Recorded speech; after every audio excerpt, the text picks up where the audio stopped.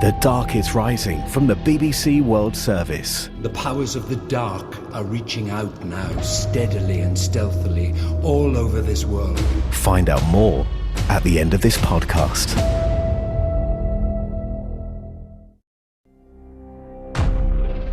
Welcome to The Enquiry on the BBC World Service with me, Audrey Brown. Each week, one question, 4 expert witnesses, and an answer. On the 29th of October, Misuzulu kaZwelithini was officially, in terms of the South African Constitution, crowned King of the Zulu Nation.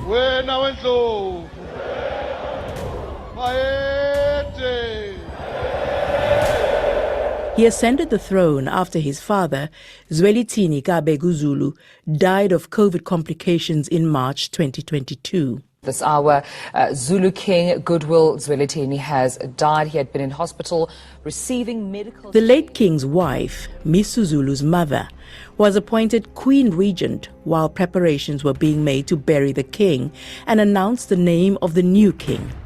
Unfortunately, Queen Mantombi died a month after her husband, unleashing a battle royal among the late king's 28 children, his 5 other wives, and his surviving brothers. It's a fierce fight that could go all the way to South Africa's Constitutional Court, and it could take a long time to settle. Projections shows that if he fights it up to the Constitutional Court, it will take up to 10 years. This week on The Enquiry, we ask, who is the true Zulu king? Let's start at the beginning. Part 1. The Kingdom. Yes, Professor Musakulu, ethnomusicologist and cultural specialist based in South Africa. I'm a Zulu. We are on the East Coast, on the Indian Ocean. Yes. In that introduction, Professor Kulu has neatly told us where the physical realm of the Zulu kingdom is situated in South Africa. But the Zulu people are spread further and wider within South Africa and across Southern Africa. That spread has its beginnings in the bloody anti-colonial wars that were fought throughout the 18th and 19th centuries. The story of a united Zulu kingdom began with Shaka Zulu, the illegitimate son of Senzangakhona. At the time, the Zulu were but one clan among others of varying size and strength. Shaka killed his half-brother to take over the throne. He then set about building an empire that is fixed in the history books and the popular imagination. When Shaka came to power in 1816, he then started a very vigorous exercise of uniting all the clans and all these kingdoms into one Zulu kingdom. That job he finished in 1828, and then he was killed on the 24th of September 1828 by members of the Zulu royal household. The Zulu kingdom was a powerful entity. Driven by Shaka's innovations in warfare, it won and lost major battles against European colonial forces, principally the British and the Afrikaners. The kingdom expanded, maintaining its sovereignty in the face of these historic tussles for land and influence in the region. That all ended in July 1879, when the British inflicted a heavy defeat on the Zulu army. Those wars displaced huge numbers of people, shaping the future of countries yet to be created. You must also remember that when Shaka was on the throne, there was a lot of fighting. And so a lot of people ran away to Zimbabwe, Zambia, Malawi, Mozambique, Tanzania. And those people still regard themselves as Zulu affiliates or Zulus. But Zulus are to be found in the whole of South Africa. The majority are here in the province of KwaZulu-Natal, which is a virtual kingdom of the Zulus. The Zulu are the biggest single ethnic group in South Africa. Their language, isiZulu, is one of the 11 official languages spoken in the country. Their king is the richest and most influential. They are also the most visible, taking pride in the pageantry of their songs and dances. One of the social values governing their relations with each other and the wider community is Ubuntu.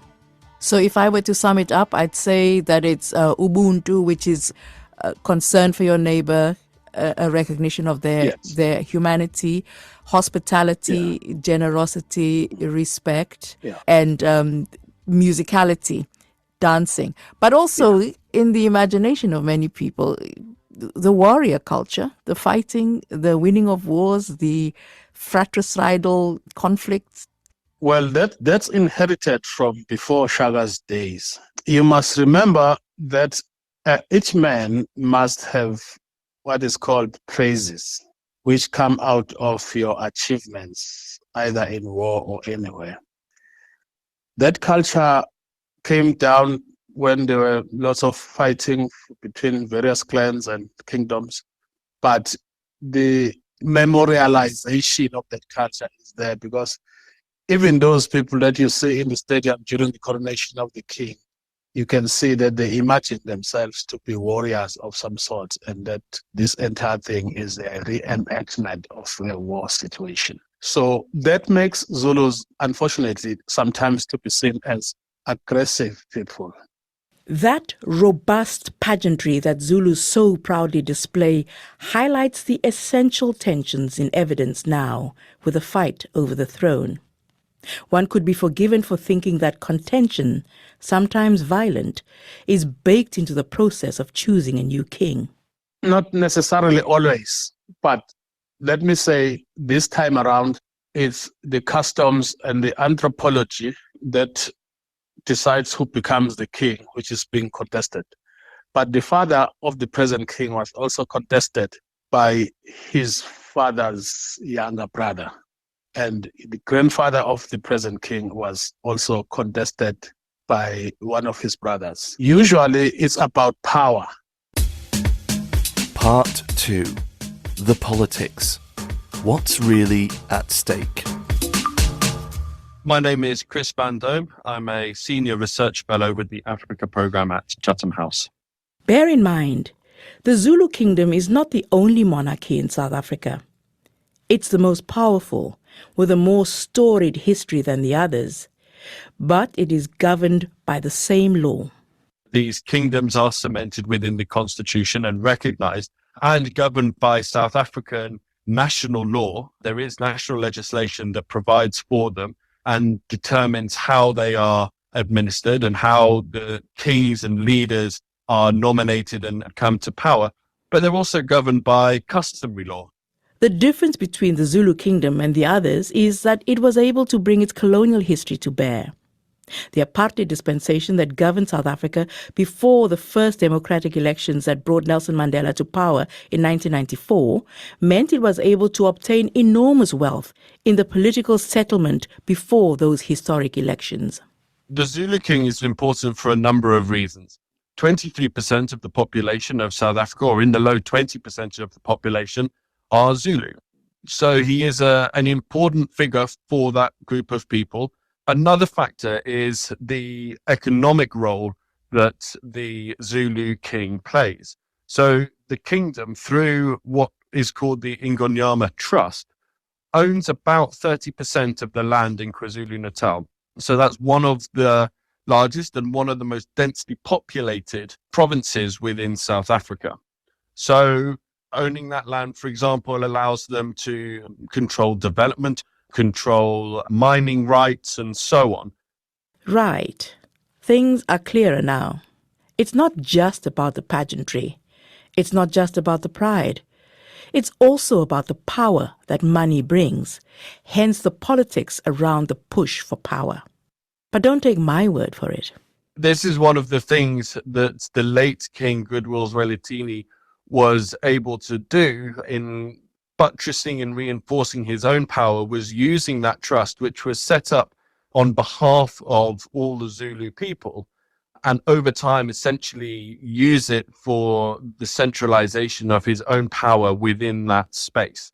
So taking ownership and control of that trust and being the decision maker. And that was always a position of controversy, given that it was supposed to be on behalf of all the people, but the way in which that power actually and realistically manifested was through the individual and those around him.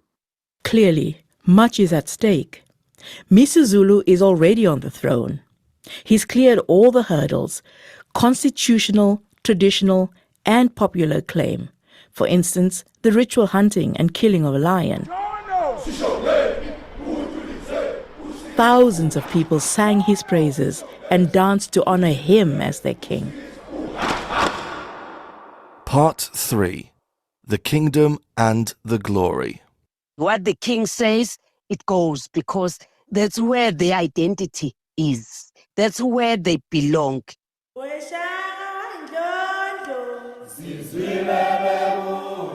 What the king says goes, up to a point. Because he operates within the framework of a republic with a constitution that confers equal rights on all the citizens of South Africa, including his subjects. I'm Dr. Kukuma Zibugo. I'm from the University of KwaZulu-Natal, Durban, South Africa, and I'm the cultural expert for the university. So let's explore exactly where the king's power lies and how he can exercise it. Where the king is very powerful, because there are duties that are exclusively for the king in the republic as well as in the nation, because he is responsible for the protection of identity. He's the custodian of culture, traditions, heritage, and language. And his duty is to carry on the legacy of late kings and also preserve the ceremonies, festivals, and commemorations for the nation.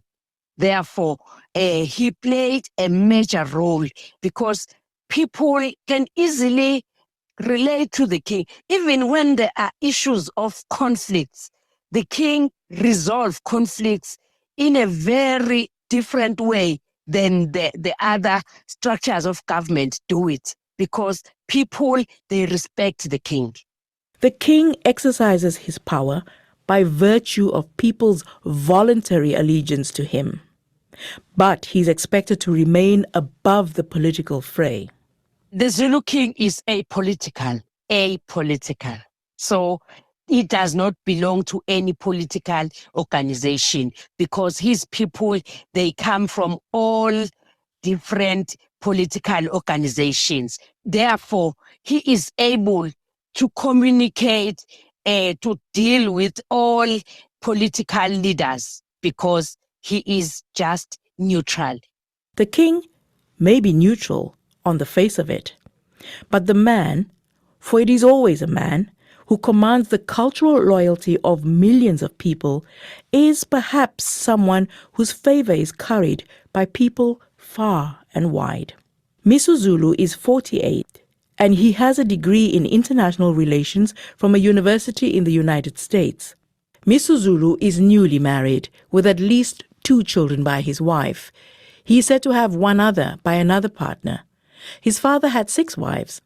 King Misuzulu may follow the tradition of polygamy, marrying more than 1 woman, because marriages can be love matches, as well as a way of cementing alliances. So how is the king funded then? He is funded by government, and also the late king also was a farmer. So he was also able to sustain some of the things, but the government is funding the king. And it's a big budget, bigger by far than any other given to other traditional monarchs in South Africa. So let's talk about the people who want to get their hands on the power and the purse by becoming king.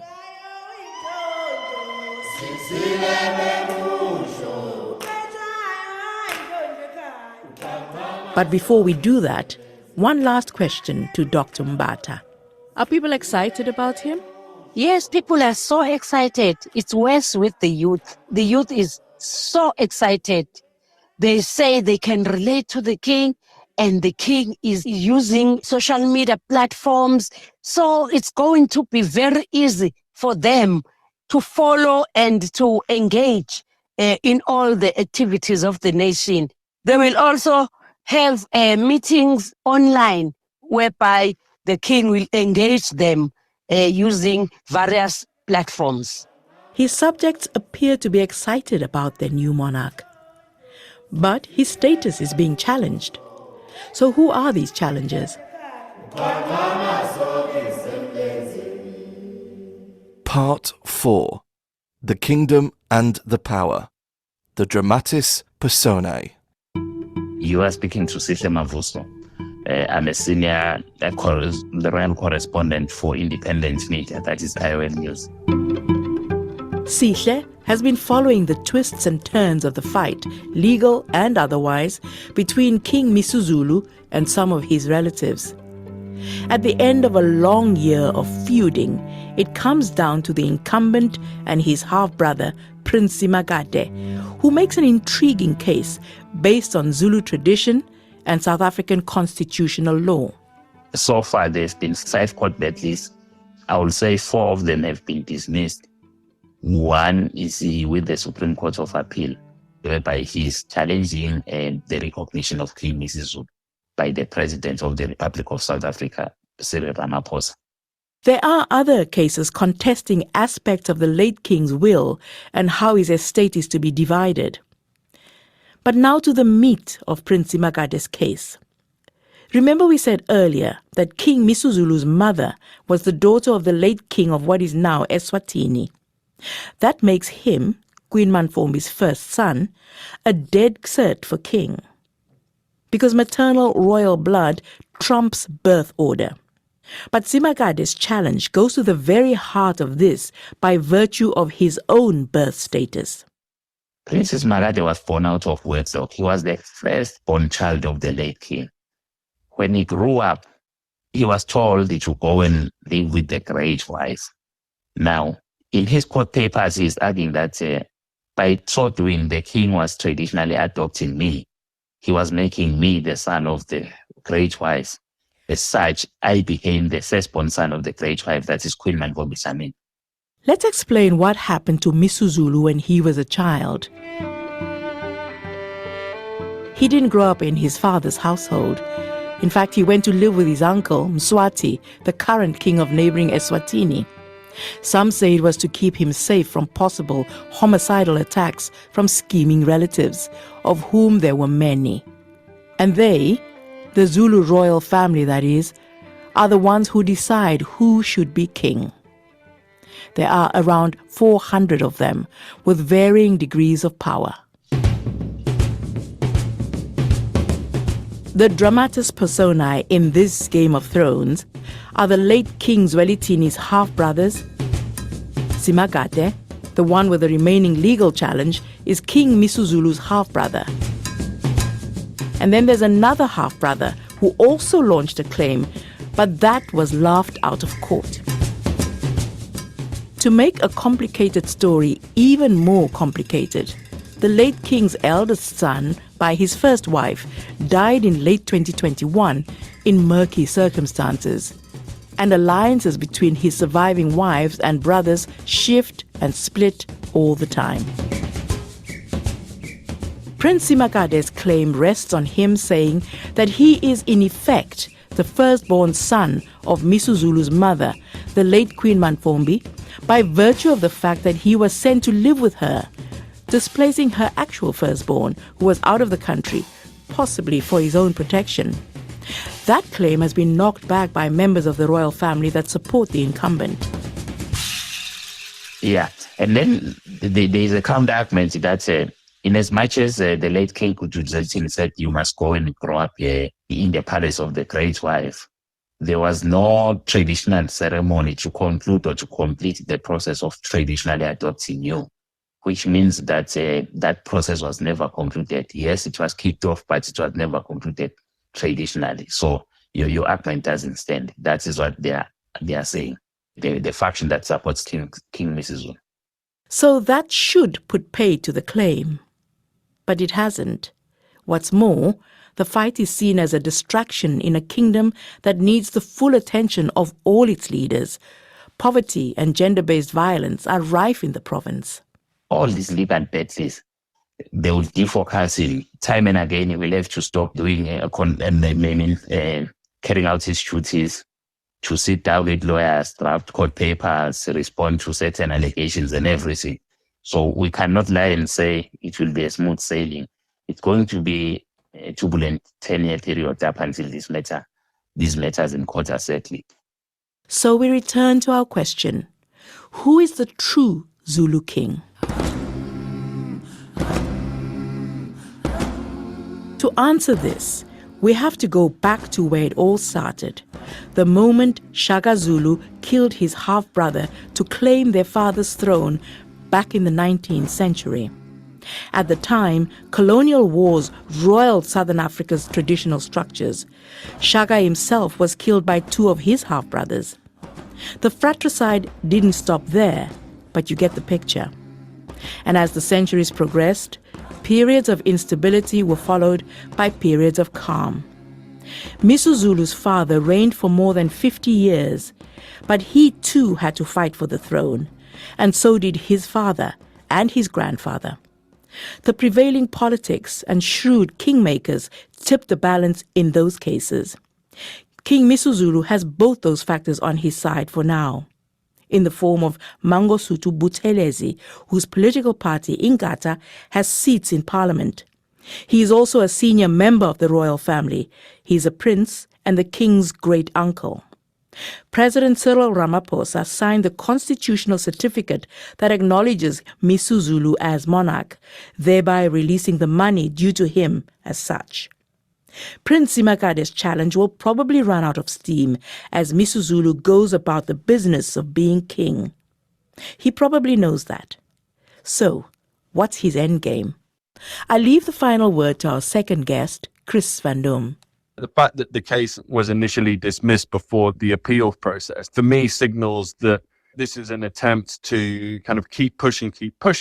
And I think that the real question now is, do those who are challenging this genuinely believe that there will be recourse for a reversal of the initial decision and that a different outcome will happen and a different monarch will be put in place?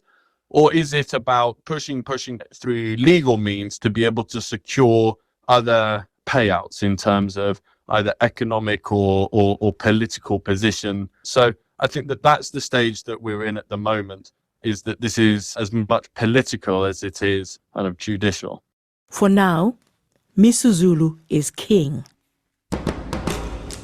And the old adage, uneasy lies the head that wears the crown, comes to mind.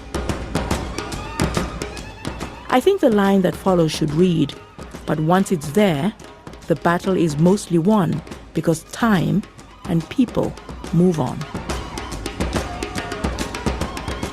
This inquiry was presented by me, Audrey Brown, and produced by Louise Clark Robotham. The editor is Tara McDermott, and it was mixed by Craig Boardman. An age-old battle between the guardians of the light and the forces of the dark. The powers of the dark are reaching out now, steadily and stealthily, all over this world. A boy whose powers are awakening with a destiny to fulfill. I must find the Walker. The Dark is Rising is a podcast adapting Susan Cooper's classic fantasy novel into an audio adventure for all the family. We have been waiting for you for a long time. Listen on headphones for the full immersive audio experience. For the dark is rising. The Dark is Rising from the BBC World Service. Tomorrow will be beyond imagining. Find it wherever you get your BBC podcasts.